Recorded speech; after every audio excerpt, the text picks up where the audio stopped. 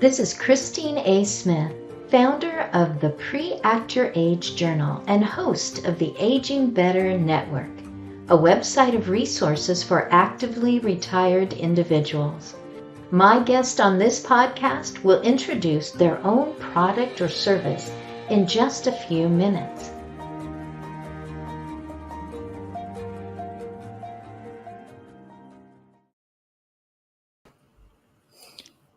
Hello, Blessing. Hello, Christine.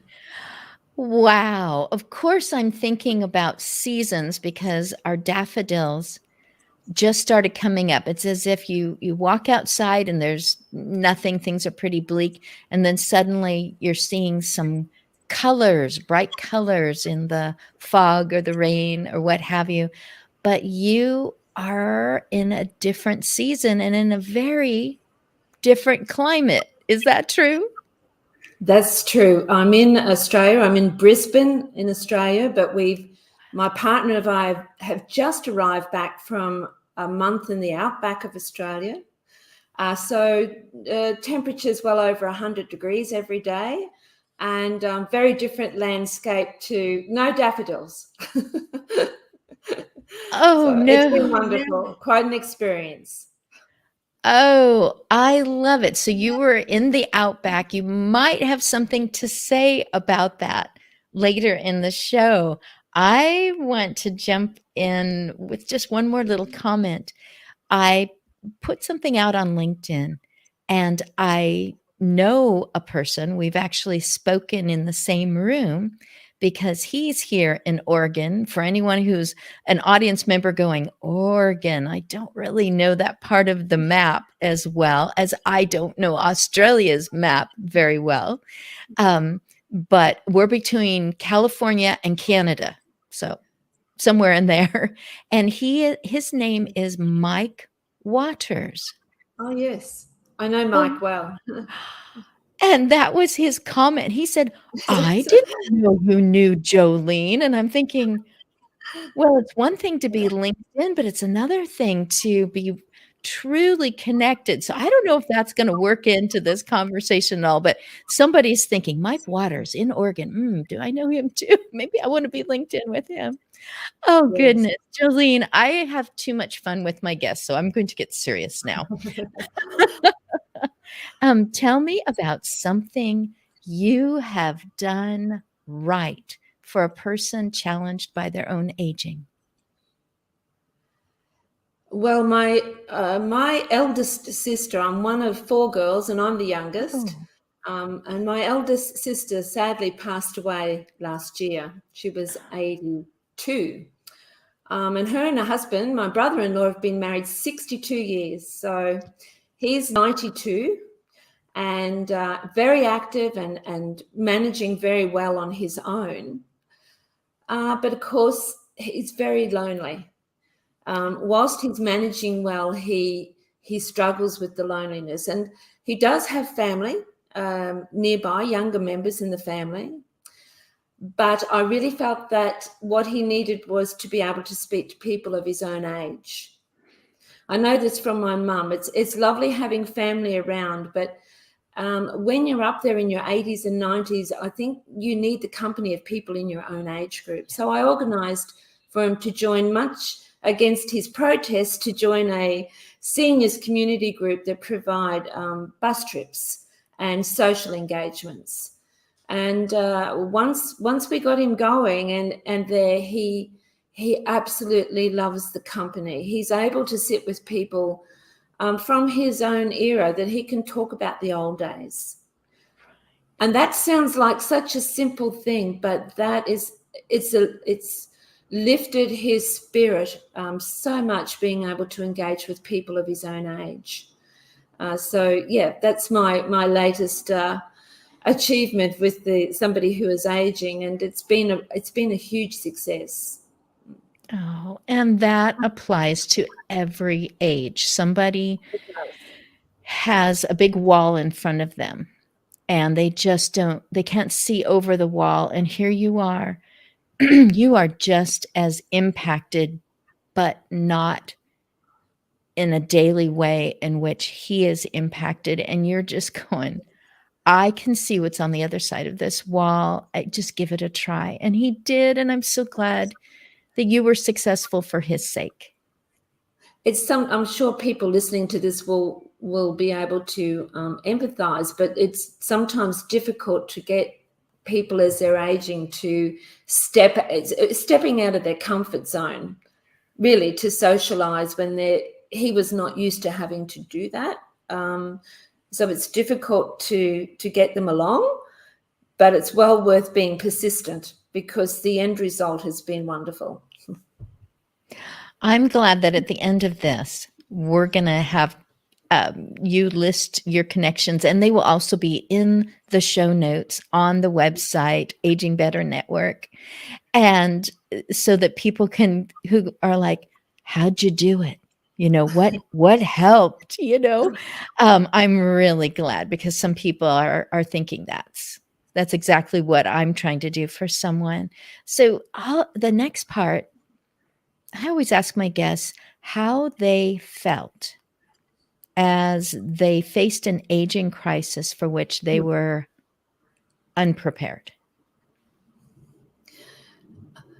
I think I love to hear these stories from other people, because I'm sure you hear a lot as well. And there are so many stories where people are unprepared. There's not that many stories where people are prepared for everything they might be presented with. So in my case, it was my mum. My mum was, the rock in my life. She was the giver of all wisdom and advice. And she, at age 81, was diagnosed with melancholic depression. And it is depression as we know, clinical depression, but it is slightly different in elderly people. And it presents with out of character behavior, sleeplessness, a lot of talk of hopelessness, poor appetite, a lot of symptoms. And basically it became a little bit like dementia, where they're not the person that you know. It's hard to recognize them as the person you knew before, because their whole demeanor and character changes with this depression. So to talk about how I felt, I would probably say the 3 F's. So I felt frightened, almost like a child who'd lost their mum. That this was no longer my mum who could give me the advice. This was somebody different. So I was a little bit frightened. I became frustrated because it's a very difficult condition to treat. And the doctors need to find the right cocktail of medications. Often they can't. So I became frustrated that it seemed to me there was no progress being made. And I guess the end result of those two was I felt a failure. So I felt that, after all the years that your parent cares for you, and now you're called upon to care for them, and you feel like you're a failure because you can't find the solution to these care problems. Fortunately, after 6 months, we did get some success, and to a degree, they were able to treat it. But it's a very I would say the overall feeling was of failure. That's how I felt. And oh my goodness. So it sounds so similar to my own dad. I'm not sure the exact wording that would be used by different clinicians and all, but the same thing, finding the right cocktail took months. At that point, my mother-in-law said she was the one that could peer over the wall. And she said, before you go and visit him, you talk about it for days. After you're done visiting your father, you talk about it for days. You are really being impacted by this. It was a joyful, it was Thanksgiving, November, and he was at our house. with grandchildren, responding to what was going on like he hadn't in so long. And he shared with me, he was able to just say it. He just goes, I'm not like I was, but I feel like I don't have any feelings. And that's just awful because you're thinking, I'm touching you, I'm with you, you're, and again, the parent who, so much was provided for me, just life, just enjoyable life happenings. And I can't just help this person to just feel something, just feel, like it's good to be here today. It's heartbreaking. I can relate to the failure. I Oh, think in today's world too, our medical science has advanced to such a degree that we think that everything can be fixed. We expect everything to be fixed quickly, and right. And when it can't be, that's where the frustration comes. So, but it is. I was totally unprepared. I think you think as your parents aging, they're all going to be physical ailments, and you can help with the physical ailments, but not. I wasn't expecting an emotional, psychological problem that we would have to deal with so much. So, yes. I agree with that. It isn't something that you'd want to dwell on, and No. want you would want some resources. You just, like, "Hey, give me something, just tell me that we're trying, but to Absolutely. be fully prepared and how you felt. You described those so well. At this point, I'm going to turn the corner and say, any question that you have for me, anywhere near the topic of aging, carte blanche, just go for it right now. Well, Christine, what I was going to ask you is, at what stage of the aging process do you think people should start recording stories from their life journey? Ooh, I like the way you worded that. What stage of the aging process? So that kind of gives me a little more, instead of saying, when they're 55, it's like, what stage of the aging process? Because there's the recording of stories assumes that someone is going to want to hear that or read that or know about that. So it's about relationships, and maybe even relationships that aren't even formed yet because maybe that grandchild isn't born yet, or what have you. So, wow, I get to think, it's a privilege. I get to think about that one, but let's take just a moment and go to break.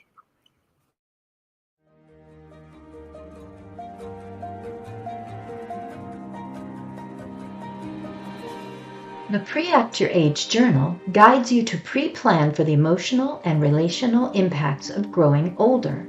Practice navigating one aspect of aging at a time with Pre-Act Your Age, while your mind is clear, your emotions are calm, and your relationships are deep.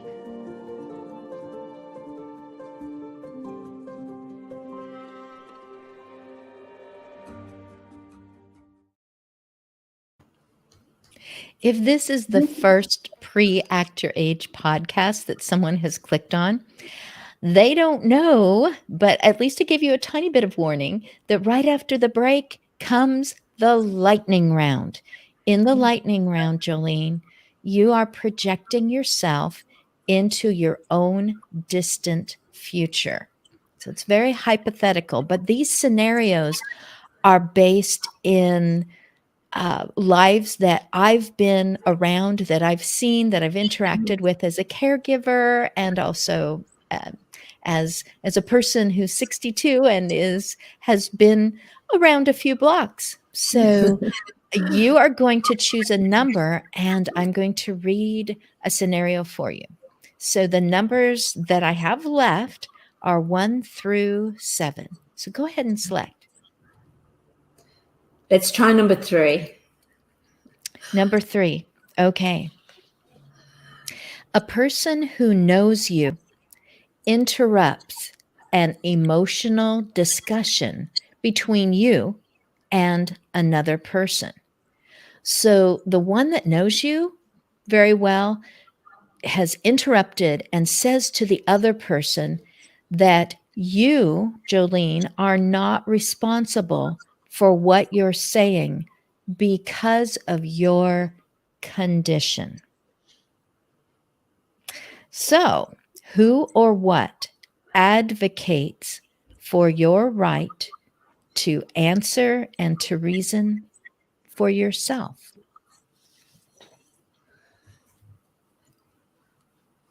Well, I would say, me personally, I've put into place a power of attorney. I have 5 adult sons, so I've put into place a power of attorney, and sat down with them, and we've discussed in depth what we call future aging plan, of exactly what I would want in place. So if it, I was being assessed as not being competent to make my own decisions, I have that legal document in place where my oldest son would speak on my behalf. Given that we advocate on our website for this to be in place, and oh gosh, Christine, this is so timely, because last night on Australian television we had a very important program talking about the fact that a lot of people don't have anything in place for someone to speak on their behalf if they are assessed as being mentally unable to make decisions. And there is a lot of issues involved. It gets passed to a public trustee. I'm not sure what you would call that in your country, but basically a government organisation that will take charge of your affairs, both medical and financial. And there is a lot of problems with that system. Yes. Yes. So yes, that would be my answer, is that my sons are very aware and have the legal paperwork to speak on my behalf. Wow. I thought, oh, I haven't read that one in quite a while since I wrote it. I thought, who thinks about this ahead of time? Well, you can. There are ways, there are templates for going through this, and it isn't just advanced directives, and it isn't just funeral planning. There are so many fail safes that have been created that people just don't think about or even know that they're supposed to ask about it until maybe they see someone else going through it, and there's the shaking of the head and what could have been done, sort of a thing. So we have gone so in depth. It is entirely up to you if you would like to go on or if you would like to select another scenario. What do you feel like? Oh, let's give it another go. We'll see. I'm learning so much. I love this. So number 1, we'll try. Oh, I knew you would do that. Almost no one says, sure, number 1. Good for you. Okay. You did not show up for your usual gathering with friends. 3 hours have gone by and you're not answering your phone. Who makes the phone calls, answers questions about maybe your mental condition, and who talks to officials? So you can answer it any way you want to. Well, it is a little bit similar to the last question, in that my sons would take charge, but having not turned up, and I am a very social butterfly, and I do love my phone. So I think that if I was showing signs of not turning up, I have a close circle of girlfriends who would be very quick to see why my behavior was changing.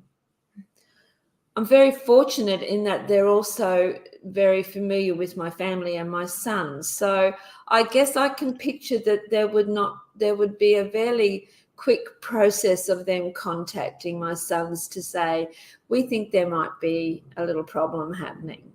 So I feel fairly confident in my network, which is what I think I'm blessed to have that network. There's so many people that they don't have that fail safe, that if there's something happening with them, their health physically or mentally, there's nobody to notice. And it can take a while before that comes to someone's attention. So yes, I'm feeling blessed that I would be well cared for. And they know that I expect that. That I agree that that's a blessing to have friends and to have kids that care about you. I also hear that you are being intentional. Information has been shared. Phone numbers are known, names, who to contact, who doesn't, maybe would be a dead end of a person going, I don't know where she is. This, no big deal, we'll just see maybe tonight, and someone else going, no, this is concerning, so there's paperwork like power of attorney that you've talked about, and there's people, and you've interconnected them. You haven't played the game of, I don't want that part of my life to interfere with this part of my life. You're like, that's everybody, right. Everybody be out there. And I'm going to just go out there on a guess and think that you probably yourself have said to others, maybe I should have that phone number, or, you've been having reactions to medications, just recently. It's like, should I have someone's phone number in case, you get on the phone and you sound garbly, is there somebody that I should, get a hold of for your sake? I went out on a limb on that one, but you seem like a very prepared, intentional person. So, and I do hear that a lot when I'm out in community groups talking to people. It's that, I find most people, we all have difficulty facing the fact that we are going to age and eventually die. And it's that D word that people really don't want to talk about. But, I say to people that often we have in our mind that we're going to live to the same age as our grandfather, we're going to make it to 94, but what people don't think about is they're not going to reach that age in the same health that they're in at the moment. They don't think about that decline in, aging decline, that we're all likely to face some sort of decline in our health. And they don't plan for that at all. They're very good. They tell me they've made their will, and they might have even talked about their funeral arrangements, but they don't talk about anything that will happen before that. Which could be decades. It could be another 30 years. And, things like if they lose their independence, what do they want their family help them to do?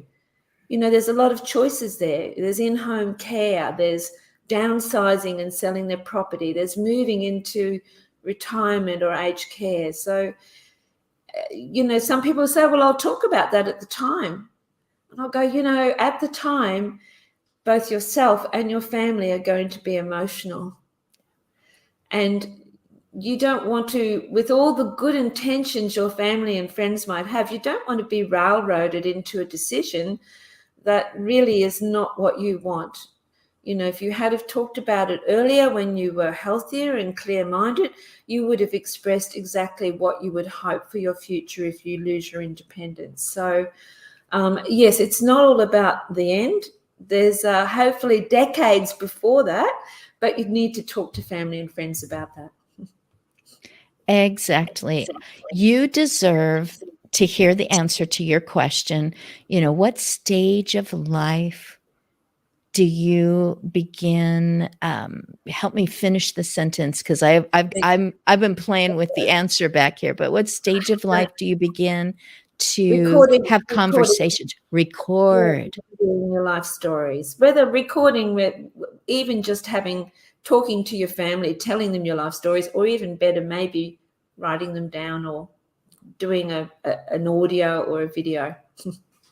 Oh, so I've got a couple of different answers to that. Again, my mother-in-law, she passed away more, I believe, about 8 years ago. And she was she was emotional in the moment, giving us things from, something from her father, giving us something from when she was much younger. She was not experiencing health concerns at that moment, but maybe she had just had a surgery that made her think. And so she was giving us things, and I was grateful for it in the moment. I treasure those things now because she wrote about it. She sat at a typewriter and typed or printed it out of her computer. Wonderful. And she just did that every once in a while. She was very expressive about her emotions. In the last month, I have brought both our son and our daughter to see my mom, who is 90. And the thing that comes to my mind is, here's my daughter asking grandma about something that they would not have maybe had that conversation even a few months ago, because everything was about my daughter's wedding and etc. And seeing my mother lean forward and say, you can ask me about those things and anything else. And they were talking about, things that are particular to my daughter, same with my son, and just, having that conversation with some people. Maybe the aging person needs to pull it out of them. And in that situation, I think my daughter was the one that was pulling out of my mom. What was it really like? How did it affect you when this political thing happened? And it was, oh, yay. So the stage of life is start, take small steps, do a little bit. Don't feel like you're handed something this thick and that you need to get all the way through it. Oh, this is going to be so awkward and weird, and they're not going to want to do it, and I'm not going to want to do it. Take little moments and make it something that afterwards you think, boy, I'm so glad I did that. And then the next time, both people are like, can we just do one, maybe two of those? And this is my segue into you telling how your endeavors are blessing people around the world. And make sure that you let us know how we can contact you, because our listeners and our viewers are going to be going, how do I get a hold of her? I know she's on the other side of the earth, but, or I'm right in her neighborhood. Finally, someone from Australia is on this podcast. So, yes, please tell us all about yourself, Jolene Hill. Christine, it's amazing. You pinpointed exactly the basis of how I started with conversation starter cards. And the reason for that was because professionally, I was a funeral director. So I've sat with hundreds of families at an emotional time. And I knew from chatting, when I had to ask questions about a eulogy, simple questions like, what was your dad's first job? I'd get 3 different answers from 3 different adult children. And they'd go, I didn't know you worked at the bakery, you know. And I realized that often adult children often don't know a lot about their parents' or grandparents' early life. In my personal life, my husband passed away 12 years ago from cancer. And when he was very ill, my 5 sons and I would be sitting talking. And the one thing that really lifted his spirits was if my sons asked him to talk about his younger years when he was a teenager and an apprentice, you know, mechanic. And we'd been together 38 years. I found out things I didn't even know. So that was in my mind when he passed away. And I introduced these Your Life Talks conversation starter cards to get people talking about their life story. But you pinpointed why the cards are important, because I think a lot of us procrastinate about we should write down or do something about recording a bit about our life, but it seems too difficult. People think in terms of time frames, and they say, oh, look, I don't have a good memory for dates and years and that. And I go, you know, it's really not about that. It's exactly what you described, Christine. It's just getting people to talk about. Our cards just introduce one open-ended question. And it's often that question will lead to 6 different stories. It's just jogging people's memory with open-ended questions. And as you said, once they start, they realize that their life story is not a timeline. It's about all the events and all the important milestones and the stories that go with them. So you covered that for me. We designed the cards. They've been extremely popular. We sell many in Canada, your country, UK, particularly in the community groups, aged care settings, etc.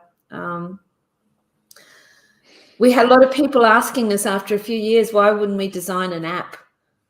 And we were like, well, really, we like the idea of the cards. We call them talking sticks. Have you been in meetings where they try to control the meeting and you can only talk, you only have permission to speak when you get the talking stick? Well, I've seen that. The cards are a little bit, you hand people a card and they've now, you know, they've got that and it's got a question and they've got permission to talk about that story now. And so we said, oh, we don't know about an app. We like the one-on-one or the group card things. But we thought, well, different courses for different horses. And it's very much an instant world now where some people want to do things instantly. So we designed an app, which is basically our cards in an app. And at the moment, you can download it for free and the cards flip over. People can actually talk and it will be talk to text and it will save those answers on your phone in text. You don't even have to key it in if you don't want to. It will convert your conversation into text. And in the next week or so, we'll be adding the second version where people will be able to then get all of those answers back in a lovely e-booklet that they can keep, either save it online or they can print it out, whatever they want to do. And that's coming in the next 1 or 2 weeks. So we went with the app and that's proved to be extremely popular. A lot of people in aged care, etc., use the app with our cards. They also like the physical cards to play with. So yes, they're the two. I've got a network of about 30 speakers in Australia and New Zealand. We go out to community groups. We talk about a lot of the things we've been talking about today. We make it fun. We give out the cards. We get people to get up and tell a story from their life. They're always very shy at first, and after the first 1 or 2, it's everybody in the community group wants to put their hand up and tell us a story about their life. So it's just that it's the icebreaker. You know, recording your life story doesn't have to be War and Peace. It doesn't have to be this big. It's just getting some of those there for future generations. So I might also add that our cards, we also have a second set of cards called Your Life Wishes, which is a different conversation. It's talking about what we've also been talking about, people's future aging plan. And what we discovered was that if people talk about their life story, which they enjoy, they often talk about what was important to them during their life and their principles. And that's a natural segue into talking about what they want in their future. So the two of them fit together really well, the two conversations. That is exactly, we're just going back and forth. That was exactly, I knew there were two sets, and I'm like, I don't know how to describe why are there? Yes. So I point behind myself the things coming up to this point, and then looking to the that future. direction. So reflecting on your life and letting it lead into it's a soft approach to starting that conversation about mum, dad, grandma. What do you think you would like in your future? So it's a soft approach. Oh, something that anyone can handle. Absolutely. And I like that. I like the talking sticks thing because my propensity to dominate conversations is so aggravating for everyone. And so if they get the card, then I might learn something instead of just talking about it. So I really like that. I think, well, of course, in the show notes will be all the different ways to get a hold of you. But I think the 3 words to remember is Your Life Talks. Talk. That's right. .com. It's very simple to find. Yes. YourLifeTalks.com. It's like empowering that person. Hey, your life can speak for itself. You can do this. You can, ask somebody about something, and even to give them the power to, go ahead and select one of these cards. If you don't like it, put it back and get a different one. Okay, let's talk about that one. I love that it's not linear. Like, okay, first we have to talk about clear back, or first we have to talk about short-term memory, which may be more difficult. Who knows? So, it's all about being an icebreaker and making it easier. That is the intention of both the cards and the app, is to make this. I mean, people might want to go on and write their entire autobiography, but the idea is really to get the conversation going. That's the idea. Do you have the air conditioning going right now? Because you said something about 100 degrees. Oh, it's a little bit cooler now. We're actually on the coastline of Australia. We've moved out from the outback where it's extremely hot. We're on the coastline, so no, it is cooler now. It will be around 85 degrees, so somewhat cooler. But Australia is a very hot country, so we do like our air conditioning. Yes, I was thinking I'm not hearing an air conditioner on, and I should probably end this just for your sake so you can turn the air conditioning back on. But I'm glad that you've been relatively comfortable. I have loved this. It's just going to go on this way. I talk to other podcasters, on LinkedIn, and they're like, you're going to love every single one of these. There's always something that comes out of it. And I keep thinking, well, I've pretty much covered everything, in my 10 podcasts. Now I know why some people are celebrating their 200th. So, and my dog is whining, so I need to get to something. So I'm going to just say, thank you, Jolene Hill. Thank you so much for, on behalf of all of our audience today. It's been an absolute pleasure. I've enjoyed every minute, Christine. Thank you. Thank you.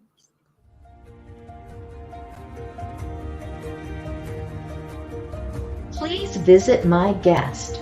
You'll find their link in the show notes.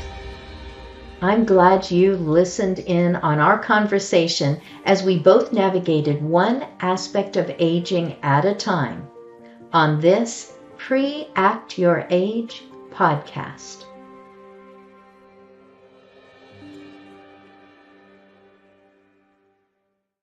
All of the ideas and thoughts expressed on any Pre-Act Your Age podcast are candid conversations and opinions. For medical, financial, or legal advice, consult a professional.